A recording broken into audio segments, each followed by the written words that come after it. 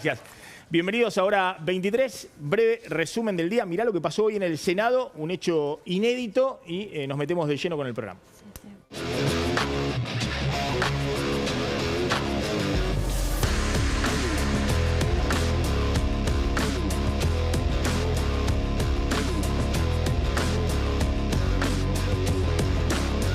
Y se ha cuestionado duramente la forma, en la forma que el presidente decidió nombrar a los jueces, del juez Ariel Lijo, que lo cuestioné desde primera hora, un juez que es el más cuestionado de la historia argentina. Habían cumplido ya todo su proceso, ya habían hecho todos los pasos necesarios y bueno, que lamentablemente hoy no pudimos nombrar los jueces de la Corte porque la votación mayoritaria en ambos casos, digamos, de los demás distintos senadores.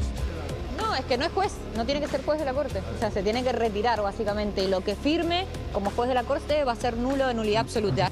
Hay determinadas medidas que son constitucionales, pero depende del contexto en el que se tomen, pueden generar una afectación y por eso la respuesta es no aceptaría una designación en comisión con el diario del lunes.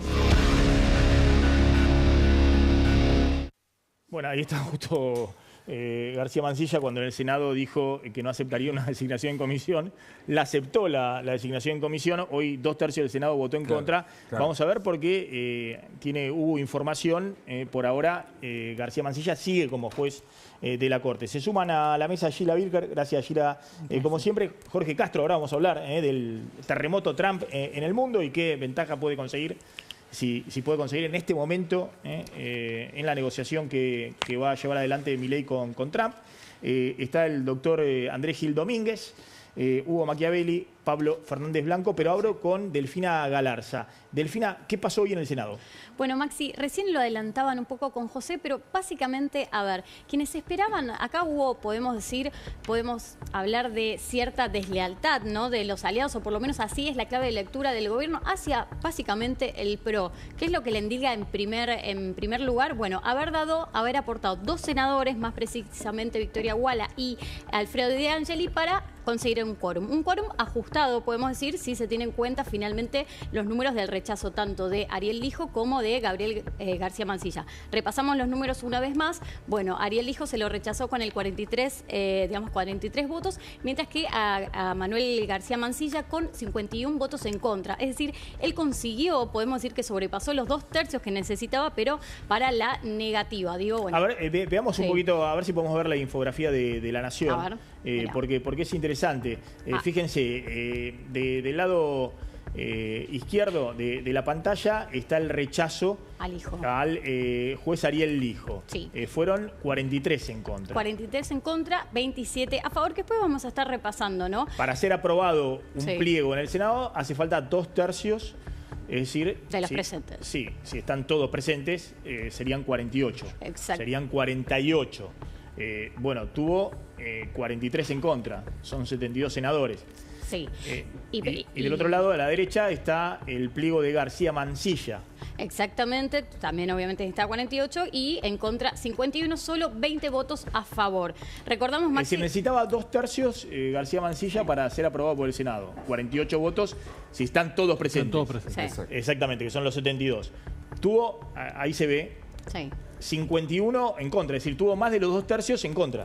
Sí, y acá sí jugó muy fuerte también, Maxi, el PRO, y te voy a citar lo que dijo el jefe de la bancada de PRO, Alfredo De Angeli, que lo que dijo es, si hubiese sido bajo otras circunstancias, lo votaba a 2 manos, por lo menos a García Mansilla. ¿Por qué te digo esto? Porque este fue un discurso bastante recurrente, sobre todo en algunos, algunos senadores de PRO, de la UCR, ¿no? No tanto así con el caso de Ariel Lijo, ¿no?, donde el PRO, bueno, tenemos por ejemplo el caso de Juez, que históricamente venía hablando sobre ir en contra. Bueno, el PRO finalmente aportó sus 7 votos en contra de Ariel Lijo y prácticamente también te diría en contra de García Mansilla. Solo hubo 2 senadores que se desmarcaron con esto y una responde a Patricia Bullrich. Te digo que esto no es un dato menor, pero después... Es decir, de los senadores del PRO, ¿cuántos votaron en contra de García Mansilla?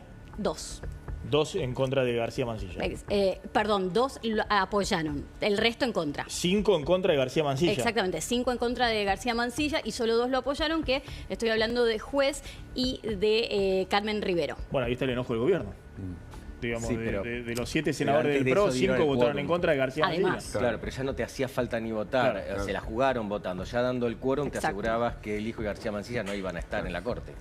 A ver, me parece que el enojo con García Mancilla era distinto que con Sí. Lijo. El enojo con García Mancilla era que había dicho que no aceptaría en comisión frente a los senadores y aceptó en comisión su designación en la Corte Suprema de Justicia. Entonces, Es una derrota política del gobierno, está claro, Sí. y también es cierto que para el nombramiento de los jueces se requieren acuerdos, en este caso el Senado. También es cierto que el Senado demoró un año en tratarlo, y también ese es un argumento que el gobierno tiene. Ahora, ¿qué va a hacer García Mancilla? Nosotros ayer adelantábamos, va a observar cómo van a votar. La mayoría lo votó en contra, y en realidad más que al hijo todavía. Bueno, cerca del juez dicen que está analizando esto y buscando apoyo de sus pares. Pero a mí me parece difícil la situación de quien está nombrado en comisión y que puede durar hasta noviembre, y hay toda una discusión, acá hay un constitucionalista que seguramente tiene mejor información. Hay mucha discusión sobre qué puede pasar, porque no hay antecedentes exactamente igual a este, digamos, ¿no? ¿Qué puede pasar con García Mancilla, nombrado por el Poder Ejecutivo en comisión, pero con un revés muy fuerte del Senado, que es el que debe convalidar a jueces nada menos que de la Corte Suprema? doctor Gil Domínguez, bueno, ¿qué pasa con Lijo y con García Mancilla? Bueno, en primer lugar, me parece que el presidente tiene razón, es el principio de revelación. Frente a un modelo autócrata, la revelación es que se aplica la Constitución y hoy no obtuvo la mayoría agravada que la Constitución prevé y exige para que 2 candidatos a la Corte Suprema de Justicia sean designados como miembros de la Corte Suprema de Justicia con estabilidad hasta los 75 años.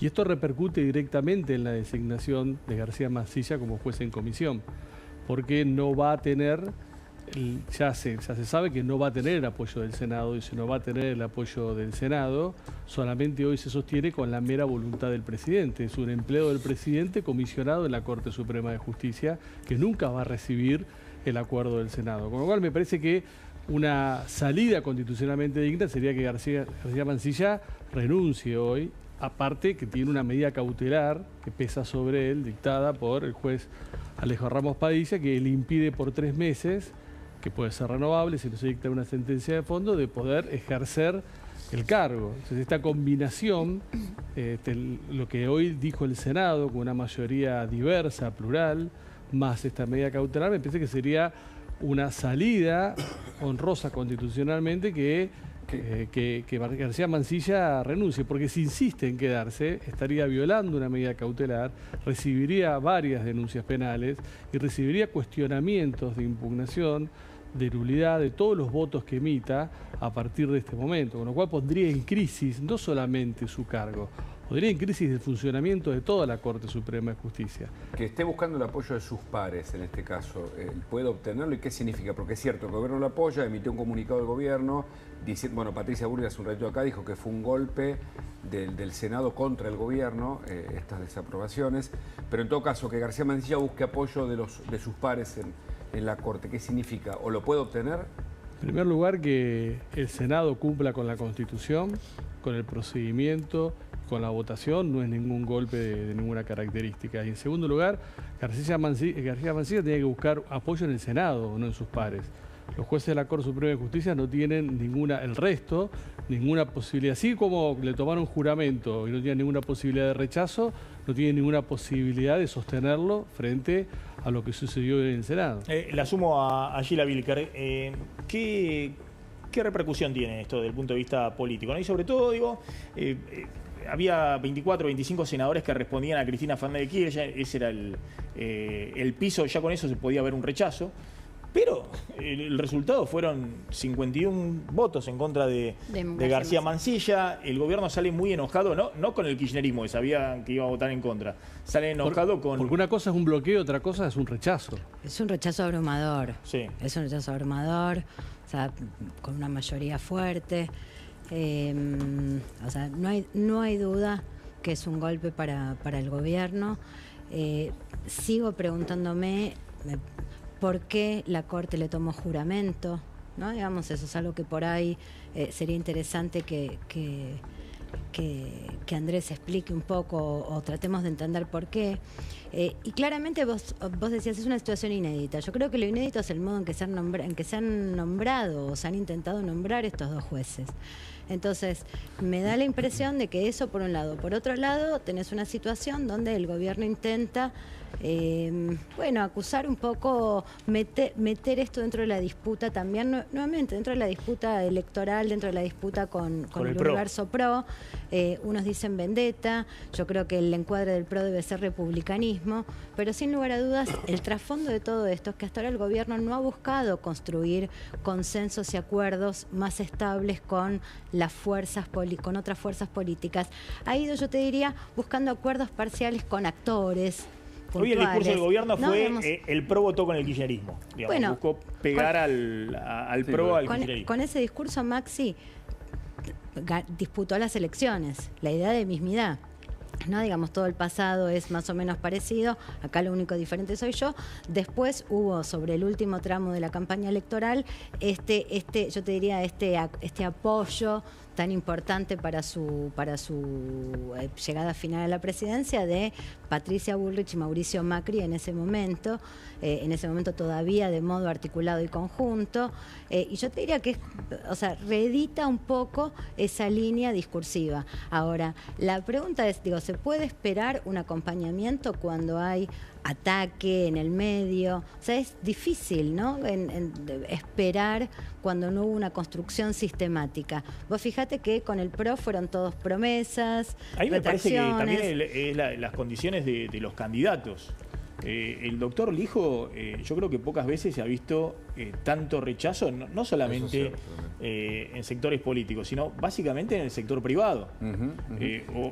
Lijo era un adalid de la política y la liberación nacional, porque todo el establishment económico emitió comunicaciones de advertencia. Pocas veces se ha visto a cámaras locales, internacionales, cuestionando al doctor Lijo. Y parecía como que el gobierno perdía una pulseada si cambiaba el nombre, ¿no? En un momento parece la política... Es decir, es más, el cuestionamiento era el principio de revelación, era por qué un gobierno que venía a combatir a la casta política ponía a alguien de la casta judicial.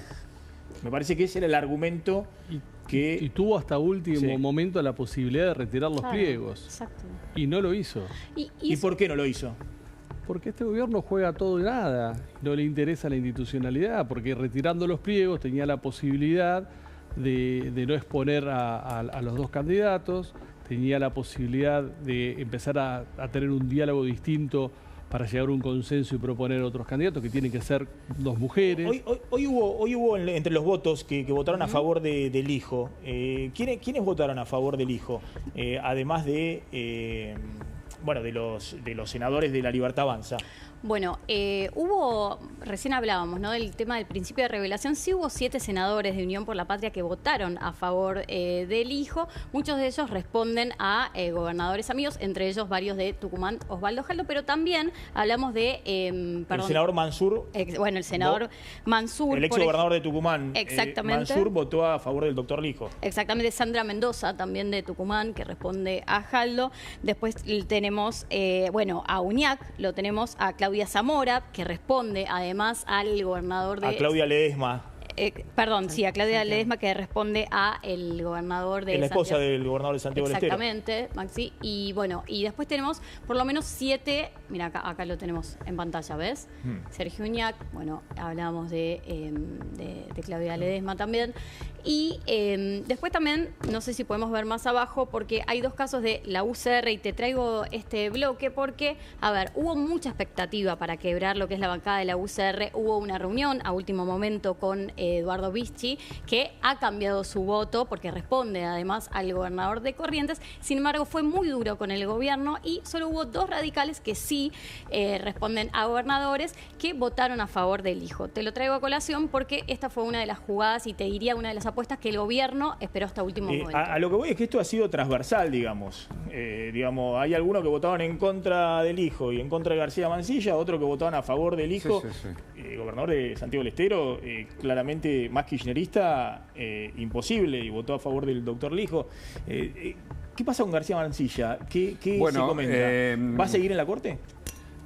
Creo que son horas decisivas. Todas las recomendaciones indican que debería renunciar, porque por más que el gobierno lo respalde, como dice muy bien Andrés Gil Domínguez, y que él se sienta respaldado por sus pares y que busque un apoyo expreso, me parece que la situación está complicada, tiene esta fragilidad institucional, por llamarlo de alguna manera, a la que nos referimos cuando la Constitución dice que para el nombramiento de estos jueces siempre hace falta justamente acordar, ¿no? Tener el acuerdo, en este caso del Senado, por lo que significa ese acuerdo. Incluso hay quienes dicen, bueno, su autoridad está en discusión también, hay un montón de razones, un montón de opiniones de expertos, entre ellos Gil Domínguez, que dicen que debería renunciar. Veremos qué hacen las próximas horas. Son momentos decisivos para el juez García Mansilla en comisión por ahora, después que le tomaron juramento en la Corte. Yo creo que, respondiendo a Sheila, me parece que lo que hace la Corte, tal vez me equivoque, me corrigen en todo caso, es cumplir con el mandato de ese artículo constitucional por el cual el presidente, aunque sea 2 días antes del comienzo de las ordinarias, lo nombra en comisión. Es que es cumple con eso, pero desde el punto de vista formal, ¿no? Pero después, bueno, ahora hay un desafío mayor. Es que la Corte Suprema de Justicia, actuando de forma administrativa o superintendencia, no resolviendo un caso, cuando le toma el juramento a García Mansilla, que lo hace de una forma muy particular, sin cumplir con ninguno de los mínimos requisitos y procedimientos administrativos para tomar un juramento, deja sentado en el acta de juramento que esto no implica ninguna validación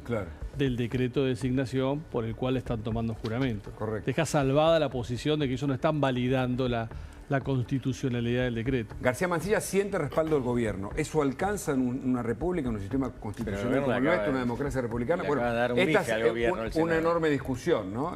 Que se abre ahora, me parece. Ya nos vamos a meter con el tema Trump, a ver si podemos ver alguna de las repercusiones y lo que se dijo hoy sobre el hijo y García Mansilla, pero ya nos vamos a meter con Jorge Castro, con el tema Trump, y está siguiendo el minuto a minuto Pablo Fernández Blanco por lo que está sucediendo en Mar-a-Lago, en la mansión de Trump. Ahí veíamos algunas imágenes donde está en la gala, en este momento antes de recibir el premio el presidente Milei, y se espera algún encuentro. ¿Esto sería esta misma noche o Mira, hay enorme expectativa, Maxi.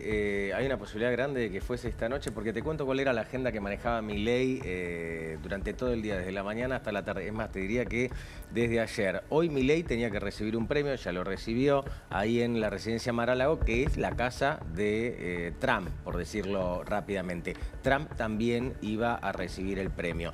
Se suponía que iba a haber un encuentro y después de este encuentro, y esto ya estaba planificado por el presidente, el propio Milei iba a comunicar que se convertía la Argentina en el primer país en entablar negociaciones 1 a 1 con Estados Unidos para llevar el arancel de determinados productos a cero. Esto que acabo de decir es muy importante en el contexto mundial, digo. Milei acaba de darle like también a un tuit de otro colega norteamericano donde planteaba un poco esta idea, con lo cual es una manera de que el presidente lo avale.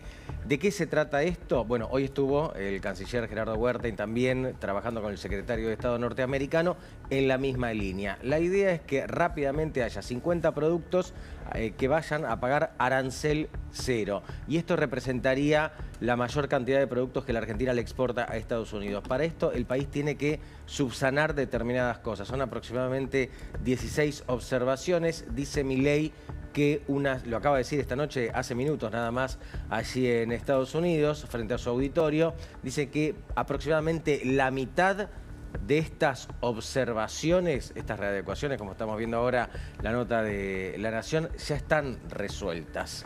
Sí, así que bueno, esto es lo que se está esperando, mucha expectativa porque podría ocurrir ahora, en minutos nada más, el encuentro entre Milei y Trump.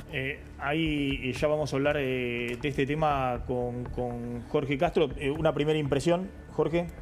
Bueno, es un logro para el presidente Milei, que derivado exclusivamente de la decisión del presidente Donald Trump de favorecer a la Argentina de la forma que sea más conveniente. Esto no lo está haciendo con respecto a ningún otro país del mundo. Se debe claramente al alineamiento político, estratégico, doctrinario del presidente Javier Milei con el presidente de la República Norteamericana, Donald Trump. Jorge, lo que me interesa es, en este contexto, Argentina está buscando el apoyo de Trump para el FMI, un paquete importante junto con los organismos internacionales.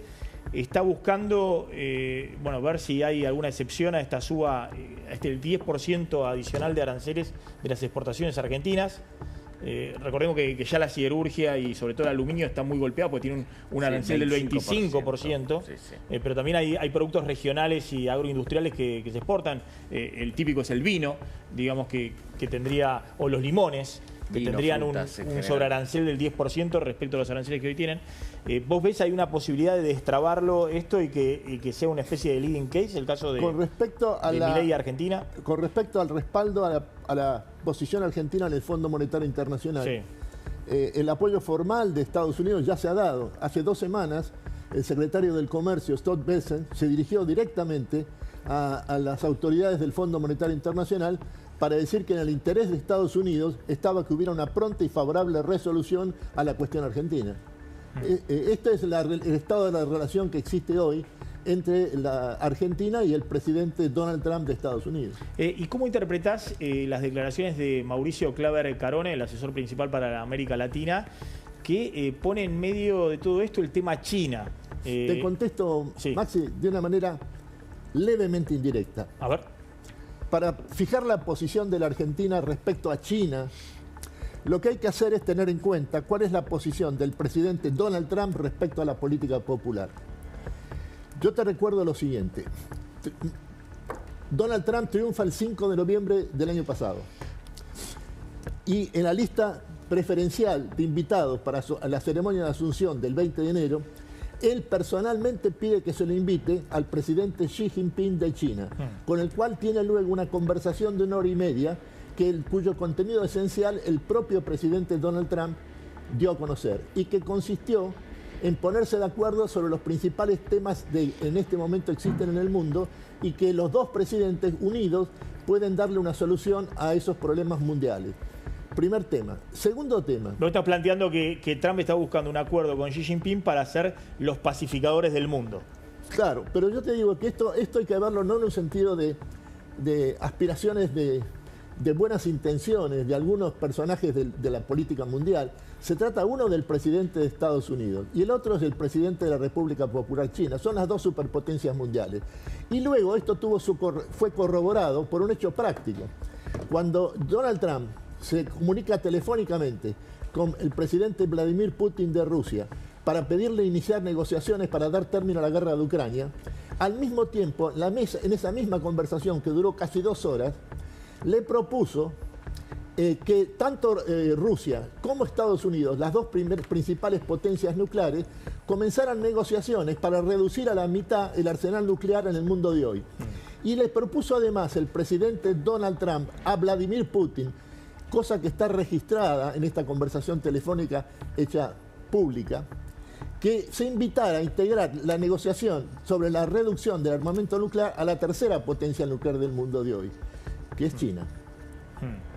Yo te digo lo siguiente. Ahora, hay que fijar la atención no sobre los rumores o las críticas sobre el intercambio entre el Banco Central de China y el Banco Central de la Argentina. Lo que hay que fijar la atención es cuál es la política y la estrategia del presidente Donald Trump sobre la República Popular. Pero a ver si te entiendo, Jorge, porque estas declaraciones de Claver Carone diciendo que la Argentina no debe seguir con el swap de monedas con China, el gobierno argentino quiere que en junio ahora los chinos refinancien 6.000 millones de dólares que vencen del swap que usó Massa en 2023 y que el año pasado China tuvo un gran gesto con la Argentina porque lo salvó al gobierno, porque en junio, si no había que pagarle 6.000 millones de dólares en junio pasado al Banco Central chino. Lo refinanció, ahora lo van a refinanciar de nuevo. El gobierno norteamericano, si quiere que Milei se aleje de China, Milei está esperando refinanciar esto de nuevo. No vamos a usar los 8.000 o 10.000 millones del FMI para pagarle a los chinos. No hay figura más importante ni personaje más decisivo en el gobierno de Estados Unidos que Donald Trump. Y la posición que tiene Donald Trump respecto a China es la que te he mencionado. Por lo tanto, la Argentina, el presidente Milei ha dicho que está públicamente agradecida a la República Popular China por lo que ha hecho por la Argentina en los momentos más difíciles del reciente pasado. Hay foto de Milei recibiendo el premio. Mostrala y ahora lo comentamos. ¿Esto es ahora ahí en Mar-a-Lago? Sí, efectivamente, Maxi, esto ocurrió hace algunos minutos nada más. Llegaron varias fotos que está compartiendo ahora Casa Rosada. Milei también dio un discurso donde comentó algunas de las cosas que charlamos, ¿no? Que se lanzó directamente a tratar de cerrar un acuerdo con Estados Unidos para bajar a cero el arancel de varios productos. Buscame después el nombre del premio, digamos, para poder Mirá, la organización, mencionamos. ¿Sabés que no está muy difundido el nombre del premio? Es un premio a las ideas que profesan tanto Milei como Donald Trump, pero el que lo organiza es la American Patriots Gala, así se llama. Las ideas de Trump en un punto de acuerdo, no en las ideas arancelarias. No por los aranceles, pero bueno, se está poniendo también de acuerdo con los aranceles, parece. En Auto France tenés la mejor financiación para acceder a tu 0 kilómetro. Te llevas un 208 línea nueva o una 2008 con un anticipo mínimo o con tu usado y cuotas de 250.000 pesos mensuales. Además tenés las primeras 4 cuotas bonificadas al 50%. Reserva el tuyo desde donde estés, comunicándote con Auto France, el concesionario número 1 en ventas de Peugeot. Auto France, el concesionario número 1 en ventas. Tenemos el precio más bajo del país y mejoramos cualquier presupuesto. Somos expertos en financiación y tomamos tu usado al mejor valor. Llámanos ya al 0810-362-0062 o WhatsApp al 11 34 44 37 58. autofrance.com.ar. Devin Logistics, una empresa con 24 años de trayectoria en despacho banero y logística internacional, abarcando fletes marítimos, aéreos y terrestres. Te garantizan el precio más bajo del mercado en los fletes marítimos y aéreos. Devin Logistics, ahora que va a acordar Milei con Trump, tus conexiones aseguradas. Devin Logistics, 25 años de trayectoria en despacho aduanero y logística internacional, fletes marítimos, aéreos y terrestres, con conexiones a todo el mundo, normativas cambiarias y aduaneras. Devin Logistics, tus conexiones aseguradas. Bueno, hay un retweet de Milei.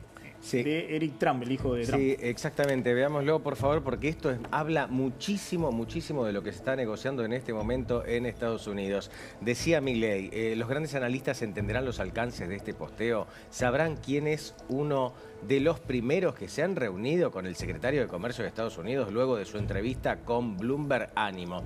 Hacía referencia Milei a la reunión que había tenido un rato antes Gerardo Huerten con justamente el secretario de Comercio norteamericano.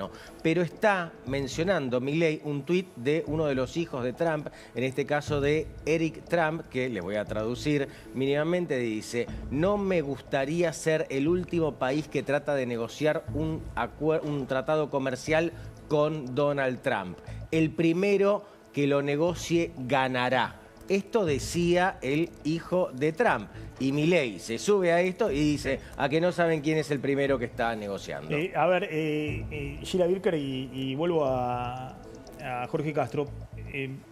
Algunos decían Juan Domingo Trump, ¿no? Porque si Trump quiere que todos bajen los aranceles o en realidad quiere sustituir importaciones, ¿no? Porque la pelea de Trump, la Unión Europea no tiene 40% de aranceles, como dijo Trump, con Estados Unidos. Pero sí, y tampoco el sudeste asiático. Es más, hay países muy abiertos, Singapur y demás, son países muy abiertos. Pero, probablemente muchas industrias. Claro, pero están las empresas norteamericanas ahí, exactamente, en vez de estar fabricando en Estados Unidos. Sí. ¿Cuál es la imagen de Trump? Porque Trump hace, digamos, campaña con los aranceles, exactamente lo contrario de Milei. Y los dos tienen adhesión de los sectores populares, de los trabajadores. Sí. Mira, a ver, los anuncios de hoy sacudieron al mundo y da la impresión de que empieza un nuevo orden global, donde parte de la apuesta pareciera ser un repliegue fronteras adentro, ¿no? Digamos, me da la impresión de que va a ir por ahí un poco este punto final a la globalización o este reordenamiento internacional. Hay que ver, porque Milei y Trump se parecen en mucho, pero no se parecen en el nacionalismo, no se parecen en el proteccionismo, no se parecen en la defensa de la industria nacional. Entonces, hay algo ahí que, bueno, mueven algo en los electorados que genera Trump una ayer, adhesión. cuando presentó las medidas, estaba con un trabajador de Detroit que contaba que iban cerrando las fábricas y nadie hacía nada. Obviamente las fábricas se fueron al sudeste asiático, a China, a México, las automotrices. Sí. Y Trump le decía, yo las voy a recuperar, van a volver a fabricar en los Estados Unidos. Hoy la acción que se derrumbó, se destrozó es de la casa deportiva de la, ¿cómo se llama? De la Pipa, la marca deportiva norteamericana más conocida del mundo. Cayó 15% la acción, viene cayendo en los últimos 3 o 4 meses 40%, porque claro, fabrica todo en Vietnam. Y después venden en Estados Unidos y ahora le ponen arancel el 60% para ingresar a Estados Unidos. ¿Por qué fabrica en Vietnam? ¿Por qué fabrican en China? Porque es más barato. Si van a fabricar a Estados Unidos va a ser más caro y los estadounidenses van a pagar más caro. Quiero darte otro ejemplo, también la marca de la manzanita, que se diseña en California, creo, pero el 90% del celular se fabrica en todo esto va a otros subir países de precio. Jorge. Mira, te lo dijo recién con mucha claridad. Hay un nuevo orden mundial en marcha que está impulsando Donald Trump. Este nuevo orden mundial en marcha que impulsa Donald Trump se funda en el comercio y las inversiones. Y el epicentro está en Estados Unidos. Y el objetivo de este nuevo orden mundial, fundado en el comercio y las inversiones, consiste en transformar a Estados Unidos de una economía fundada en el consumo a otra economía fundada en el desarrollo de la industria nuevamente manufacturera. La creación de Estados Unidos como superpotencia manufacturera, que para Trump es la condición para entonces sí competir efectivamente con China. Y de esa manera, a través de la competencia, llegar a un acuerdo. Otro elemento que Pero eso no sería volver atrás, Jorge, porque... Atrás a 100 años, eso, exactamente 100 Estados Unidos es el número 1 en servicios, de exportación de servicios del mundo. Y China es el número 1 en exportación de bienes, de manufacturas. El tema patentes perdió muchos lugares Estados Unidos, o sea, China y el sudeste asiático empezó a acumular patentes que antes eran un gran activo norteamericano. Los chinos le copiaron todo. O sea, es decir, los autos eléctricos, hoy China está a la vanguardia de los autos eléctricos en el mundo. Maxi, se trata de una manufactura de nuevo tipo, fundada en la alta tecnología, encabezada por las inversiones de la industria de Silicon Valley. Esta es la nueva manufactura que se está impulsando en Estados Unidos por Donald Trump. Es decir, él quiere recuperar el liderazgo norteamericano. Pero no te quepa la menor, más que el liderazgo, es la hegemonía. Él parte de la base que la hegemonía norteamericana de la época unipolar ha terminado definitivamente. Y que ahora lo único que hay es un sistema multipolar donde lo que prima en forma irrestricta es la defensa del interés nacional. Esta es la política que él practica, pero con el objetivo definido de dar paso a una nueva hegemonía en el mundo encabezada por los Estados Unidos y cuyo sustento fundamental es esta nueva manufactura de alta tecnología que le permite entonces sí competir efectivamente con la República Popular. Pablo, ¿querías decirlo?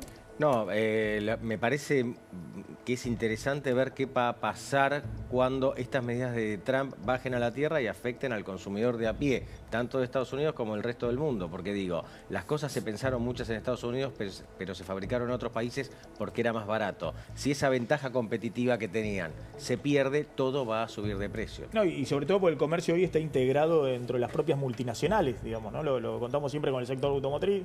Argentina tiene también terminales automotrices que fabrican una parte acá, otra parte en México, en Brasil. Lo mismo pasa en Estados Unidos.